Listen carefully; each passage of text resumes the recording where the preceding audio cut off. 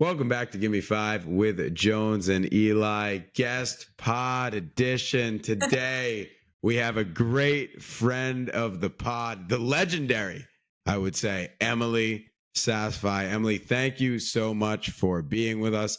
And our question for you today is book and movie combined. What is the best Harry Potter story?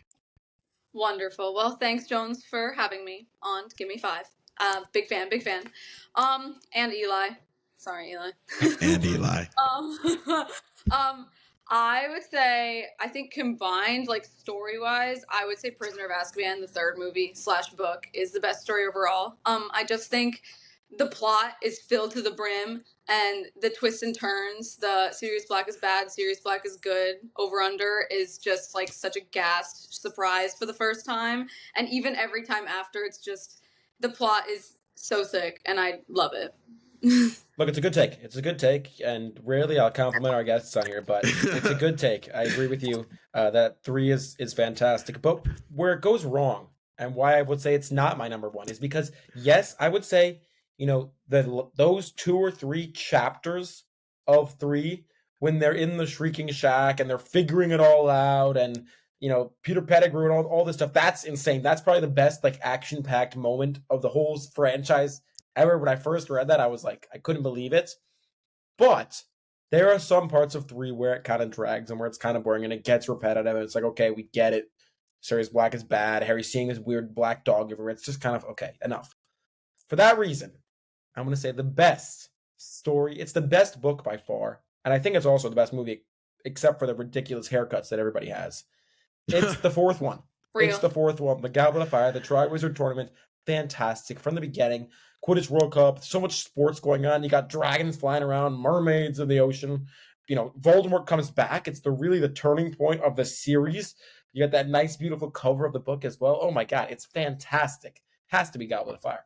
4 is great. I love the Goblet of Fire, but I'm going to take the value pick right here and take Deathly Hallows because I get a 2 for 1 because I get both of those movies because that falls into the story, and I'll take the book. The book was really well written, and I think Deathly Hallows Part 1 is just perhaps the best movie. I think Goblet of Fire and Deathly Hallows Part 1 are really close.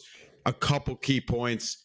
I mean, my heart broke in the movie theater. How did that sword fall in when Dobby's teleporting? How did that dagger get in there? I fucking hate Bellatrix Lestrange till the day I die.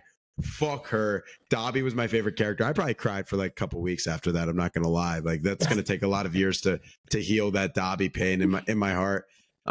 Also the way they use Nagini in those movies and really make him scary. He festers inside that old man. I think that's one of the craziest scenes in that snowy it's town. It's a woman. I was going to say, she's a she. Oh, I'm sorry. Didn't mean to offend that woman out there, but I mean, she had a snake festering inside of her, so I guess that's the least of her concerns. But Deathly Hallows, it's all the payoff, and it's really all the buildup because Part 1 does such a great job building it up. And wait, let's talk about the best storyline of Deathly Hallows. Severus Snape. Oh, what a misunderstood villain to hero arc. I love it. Okay. Yeah, I just want to quickly here. Go ahead. Snape is good, and Snape, yes, the villain to hero, it's great, it's amazing. But can I tell you something even better? Please. Hero to villain. Hero to villain. And you know who we have that with? Mad-Eye Moody, Barty Crouch Jr., that reveal at the end of the 4th. Are you kidding me? They come back from the graveyard. It's crazy. You talk about great Nagini scenes when Nagini's in the house with the weird old caretaker at the old Riddle house when Voldemort's like a little shell. Oh my God, that's great at the beginning. And then you get to the end and you have that whole crazy thing. Cedric Diggory dies. Voldemort's back. You think, oh my God, I can't take it anymore. It's enough. The book needs to end. And then we realize Mad-Eye Moody is not even Mad-Eye Moody, and he's trapped in a suitcase. And this guy, oh my God, Jones, my brain is exploding even talking about it. Listen, I'll give it to you. 4 is probably my favorite book. I think it's gas, and I think that reveal is great. Where I think it goes a little wrong is that then for the rest of the series, you have this terrible image of Mad-Eye Moody because you meet him at the end as this good dude, and then you barely hear from him for the rest of the series, and then he just pops back up at the beginning of the Deathly Hallows, and you're like, oh hey, but you have no idea who this character is or anything about him. So that's where I would say that goes wrong a little bit for me with Goblet of Fire. Um, I would love to comment on Jones also. Go ahead. Deathly Hallows Part 1, I would argue, is actually the worst of the two Deathly Hallows movies. That's just my take. I would say, first of all, you bringing up Dobby's death, there's too much dead in that, dying. So much dying in that movie. Too much dead. Too much dead. Too much dead. I can't. Hedwig dies within the first, 10 minutes, which is already, a heart crusher, and they just breeze over it. And then Dobby dies? I can't. Bellatrix Lestrange has caused so much death in these movies, and it's all the best characters, and it just... So for that... Plus, I just think it's a little boring. I would rather watch the action. I'd rather watch the war, the running, all that jazz. The running. The running's good. I do support you in the fact that there is too much death at the end. You know, my mom's a huge Harry Potter fan too, and we always talk about it's just everybody freaking dies.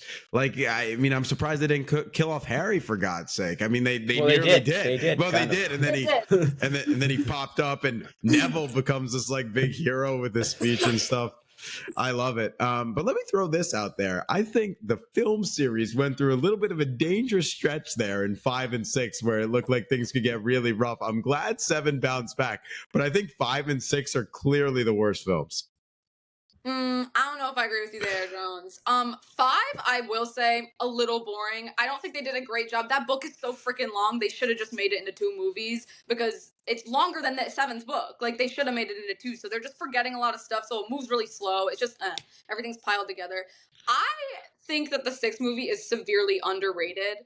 I think it's the teen romance movie. And maybe, that's not your jazz, but I eat it up. I feed into it. I love it. I love the love triangles, just Ginny and Harry and Dean, and then Ron and Hermione and friggin' Lavender. I just love that. I love watching that unfold.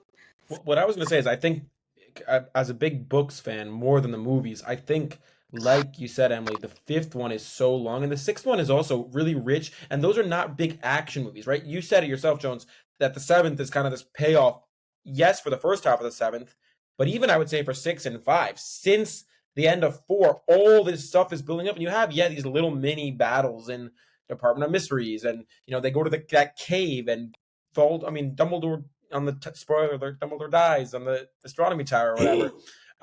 But I really think if you're reading the book, they're so long, they're so rich, there's so many interesting things, character development wise, story wise. You learn a lot about the past, which is super fascinating. But when you're trying to nail that down and make it into a 2-hour movie, doesn't really play because you have to cut out a lot of important stuff, and you're trying to just show the action, and there's just not that much action to be shown. So I agree, the movies are not that great. Yeah. Where do you rank Cedric Diggory's death in all-time Harry Potter deaths, sadness wise? Anybody? Thoughts? I would say it's up there because the thing about that one is it's kind of the first death almost. Yes, Quirrell kind of dies in 1, I don't really know. No. In 2, nobody really dies in 2. Tom Riddle gets the diary stabbed or whatever. 3, nobody really dies. I guess the housekeeper at the beginning of 4 dies, but that's the first real death, and it's so out of nowhere. There's no build up to it, especially if you read the books. I remember it's just one sentence. You have all this crazy stuff that's happening. They land, they fly through the big graveyard, and then boom, he's just dead. And it's just so talk about jarring and just kind of, oh my God, it's that. So I think for that reason, even if you don't really care about the character, kind of a boring character, it's still just sad because of how quickly it happens, and it sets the scene for all the rest of the death. Am I basic if I say my go-to spell is Expelliarmus? You didn't even say it right. Expelliarmus, but Armus? Yes. No, it's Armus. It's Expelliarmus. Well, are you trying to do half a British accent? It's Expelliarmus, but... There's an R in there, Jones. There's an R. Is it because of the accent that I never got that? Expelliarmus. Yeah, probably. Probably. Is it basic? Is that what you asked? Right, yeah. Is that a basic take? I don't know if it's a basic take. I think it's kind of a lame take. It's kind of a boring spell. You just kind of disarming someone. I feel is so because then just pick up your wand and keep going. But I could throw them back too with the Expelliarmus. They would fall back as well, right? No, they wouldn't. No, Is that not how that works? no, stupefy would be that because that's like a stunning. Stupefy. Oh, wait, Stupefy, guys. stupefy? Okay, now you're just making things up. Come on, no. There's no way. Stupefy, Expelliarmus. I feel like I'm the only actual Harry Potter fan in this call. Well, can I say this? My Roman Empire, I think I finally found it out, is that they just run at a brick wall, platform 9 3/4, and just trust that they're just not going to get yoinked and break their nose. I used to try that at school, and I would not be successful. The second book in the second movie, Dobby locks them out of it, and they run into it. And I don't understand how they're never more injured.